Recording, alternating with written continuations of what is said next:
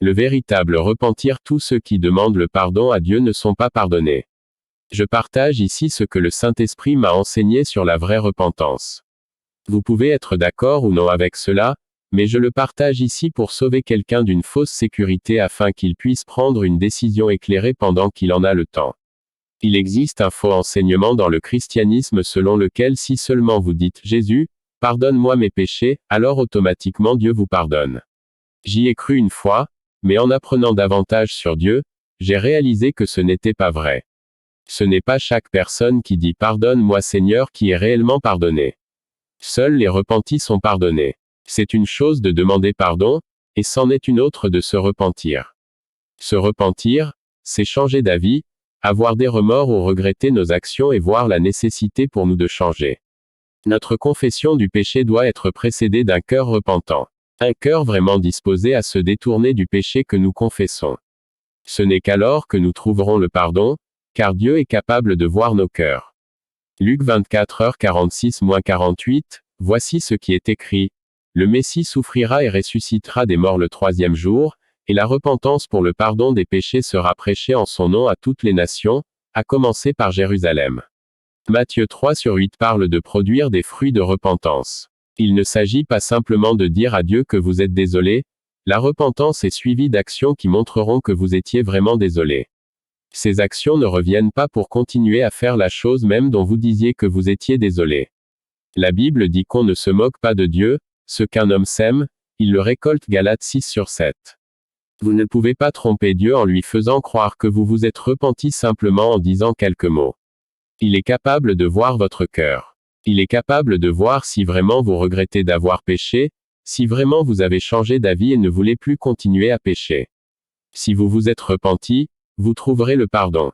Mais si tu ne t'es pas repenti et que tu essaies juste d'apaiser ta conscience en disant Dieu me pardonne, alors qu'au fond de ton cœur tu ne vois même pas ton péché, alors qu'au fond de ton cœur tu n'as pas l'intention de changer, je dois te dire qu'il n'y a pas de pardon pour toi. On ne se moque pas de Dieu. Dieu n'est pas une machine qui est configurée pour agir automatiquement d'une certaine manière si un mot particulier est prononcé, non. Dieu voit le cœur, il voit le remords ou l'absence de remords et il agit en conséquence. Dieu n'est pas trompé par notre spectacle extérieur, il voit plus profondément, voyant même dans votre cœur. Après qu'ils aient demandé aux apôtres ce qu'ils pouvaient faire pour être sauvés dans le livre d'Actes 2h37-38, Pierre leur a dit de se repentir de leurs péchés et d'être baptisés au nom de Jésus-Christ pour le pardon des péchés. La repentance est donc nécessaire lorsqu'il s'agit de recevoir le pardon de Jésus-Christ. Ésaïe 29/13, et l'Éternel dit, « Parce que ces gens s'approchent de moi avec leur bouche, tandis que leur cœur est éloigné de moi, et leur crainte est un commandement de l'homme qui a été enseigné d'eux. » Dieu condamnait ces gens parce que sur leurs lèvres, ils prétendaient vouloir s'approcher de Dieu mais ils pouvaient voir que dans leur cœur il n'y avait pas de place pour lui. Dieu n'a pas été trompé par leurs simples paroles, il peut voir le cœur. L'autre chose que j'ai apprise est que seul Dieu peut vous accorder un cœur repentant. C'est pourquoi nous avons besoin de Jésus. Nous n'avons pas la capacité de nous repentir sans lui. Nous n'avons pas la capacité d'avoir des remords pour nos péchés à moins que le Saint-Esprit ne nous touche. La Bible dit que personne ne peut venir à Dieu à moins que Dieu lui-même ne les attire. Nous entendons les sermons des serviteurs de Dieu, mais seul le Saint-Esprit peut nous convaincre et toucher nos cœurs, nous convaincre de notre péché et nous amener à nous repentir. Il ne peut y avoir de repentir sans Dieu. Jean 6h44 dit, « Nul ne peut venir à moi si le Père qui m'a envoyé ne les attire à moi. » En bref, par nous-mêmes, nous n'avons aucune capacité à avoir des remords pour nos péchés et à avoir un changement de cœur et tourner vers Dieu dans la repentance. La repentance est l'œuvre de Dieu et c'est plus profond que de simplement dire « Pardonne-moi Seigneur ». C'est une œuvre surnaturelle de Dieu et il en résulte que la personne repentante devient une nouvelle création. Lorsque cette œuvre surnaturelle de Dieu aura été accomplie en vous, vous ne lutterez plus pour rester à l'écart du péché dont vous vous êtes repenti. En fait, il vous faudra faire des efforts si vous voulez commettre ce péché. Ce niveau de repentance existe et je peux témoigner que Dieu fait ce travail en tous ceux qui le souhaitent. Témoignage personnel à ce sujet. Quand nous étions dans le monde, ma jeune sœur Zipporah et moi étions tellement accros à la musique de Westlife. Nous avions tous leurs albums et nous nous assurions d'apprendre toutes leurs chansons mot pour mot afin que nous puissions toutes les chanter sans regarder les paroles. Nous savions à chaque battement de chaque chanson, nous savions où les chanteurs feraient un son aigu et grave. Mais quand Dieu nous a fait miséricorde et que nous avons connu Jésus-Christ, quelque chose de surnaturel s'est produit. C'était après le baptême du Saint-Esprit et nous n'avons pas réalisé que cela s'était produit jusqu'à quelques jours plus tard. J'ai réalisé que je ne me souvenais d'aucun titre d'aucune chanson de Westlife.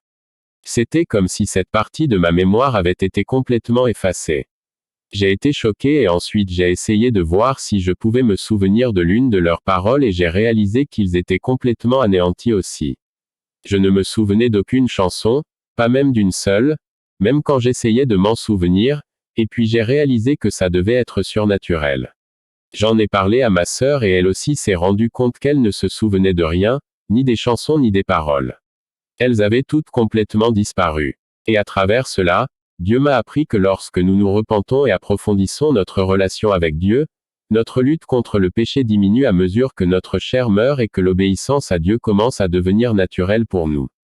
Vous naissez de nouveau, toutes choses deviennent nouvelles et vous devenez une nouvelle création. C'est tellement réel et je le crois parce que je l'ai personnellement vécu, mais cela commence par la crucifixion de la chair et cela commence par passer du temps en présence de Dieu. Cette renaissance spirituelle se produit lorsque nous nous soumettons à Dieu et commençons à le chercher. Pour moi, ce témoignage que j'ai partagé s'est produit après avoir passé beaucoup de temps avec Dieu, de sorte que j'étais littéralement accro à Dieu. Au début, la prière demandait des efforts, mais alors que je m'abandonnais et que je continuais à demander à Dieu de m'aider à me repentir, de m'aider à me rapprocher de lui, j'ai commencé à aspirer à plus de temps de prière. Le temps de prière m'exciterait littéralement. Je sentirai littéralement mon cœur excité quand je sais que je vais prier. C'est arrivé quand mes frères et sœurs et moi avons juste commencé à suivre Jésus, et nous avons commencé à prier. Nous jeûnions et nous passions toute la journée en prière. Nous passions toute la journée à chercher Dieu et divisions notre temps principalement entre la lecture de la Bible, le chant et la prière. Mais je me souviens que même après avoir passé toute la journée à prier, mon désir n'était pas satisfait. La nuit, je me faufilais encore dans une chambre d'amis et je priais et me prélassais en la présence de Dieu. Quand j'étais en présence de Dieu, je ressentais le plus de satisfaction et rien d'autre n'avait d'importance. J'étais accro à Internet auparavant, mais pendant cette période de recherche de Dieu, mon téléphone est tombé en panne et cela ne m'a pas dérangé. Je n'ai ressenti aucune perte en restant sans mon téléphone auquel j'étais auparavant accro et je n'ai même pas fait d'effort pour le remplacer. Un jour, j'étais avec Sephora et deux de mes frères, nous venions de quelque part et étions détendus en marchant et en bavardant, en prenant notre temps. Et je me souviens que j'avais juste ce désir irrésistible d'être avec Jésus en prière, j'avais l'impression que nous marchions trop lentement et perdions du temps, je voulais juste prier, non pas parce que j'avais une demande, mais juste parce que je voulais passer temps avec Jésus. J'ai dit à mes frères et sœurs qu'il fallait se dépêcher. Quand nous venons de rentrer à la maison, je ne suis même pas entré dans la maison. Je suis juste allé directement dans le jardin, je me suis agenouillé pour prier et tout à coup j'étais satisfait. Comme quelqu'un qui a tellement soif et qui finit par boire. C'est durant cette période que ma mémoire a été effacée de ces chansons mondaines démoniaques que j'avais écoutées dans le monde. Je me rends compte que tout cela n'avait rien à voir avec moi, c'était l'œuvre de Dieu. Je devais juste être soumis à lui. Être soumis. Nous ne pouvons donc pas mourir au péché si nous ne passons pas de temps avec Jésus. Assez de temps, pas seulement 2 minutes de votre journée. Nous devons passer du temps avec Dieu et lui permettre de nous changer. Jésus a dit que si quelqu'un veut venir après moi, qu'il renonce à lui-même, porte sa croix et me suive. Et à moins qu'une graine ne tombe à terre et ne meure, elle demeure seule. La mort à soi-même est un must quand il s'agit du vrai salut. Cela se produit lorsque vous vous attendez au Seigneur. Vous ne vous reniez pas simplement en vous disant non parce que vous n'êtes pas assez fort pour dire non à la chair. Le Saint-Esprit est celui qui vous donne la force intérieure pour vivre libre de la chair et de son contrôle. Cela se produit lorsque vous cherchez Dieu de tout votre cœur, Jérémie 29/11. La recherche de Dieu est le domaine dans lequel le diable vous combattra le plus, car il sait ce qui en sortira. Il est possible de perdre son salut sans s'en rendre compte. Lorsque vous le perdez, cela commence à affecter votre faim de Dieu. Vous constatez simplement que vous n'avez plus soif de Dieu, que vous ne le désirez plus et que vous ne l'aimez plus autant qu'auparavant. Commencez, vous avez perdu votre appétit pour la parole de Dieu, et vous n'avez plus envie de prier. Ce sont des signes de mort spirituelle et Jésus dit, souviens-toi où tu es tombé et retourne à ton premier amour. Néanmoins j'ai quelque chose contre toi parce que tu as perdu ton premier amour. Souviens-toi donc où tu es tombé et repens-toi et fais les premières œuvres sinon je viendrai à toi rapidement et je retirerai ton chandelier de sa place à moins que tu ne te repentes. Apocalypse 2/4-5. Tout comme vous perdez votre appétit lorsque vous tombez malade physiquement, même dans l'esprit, vous perdez votre appétit pour Dieu et cela entraîne la mort si cela continue. La Bible dit de marcher selon l'esprit, présence de Dieu, communion avec Dieu, et vous n'accomplirez pas les désirs de votre chair. Galates 5h16. Et seuls ceux qui sont conduits par l'esprit sont les enfants de Dieu. Romains 8h14. Il est impossible de marcher avec Dieu si votre chair est encore vivante. Dieu vous vomira même s'il ne vous reste plus que 10% de chair en vous.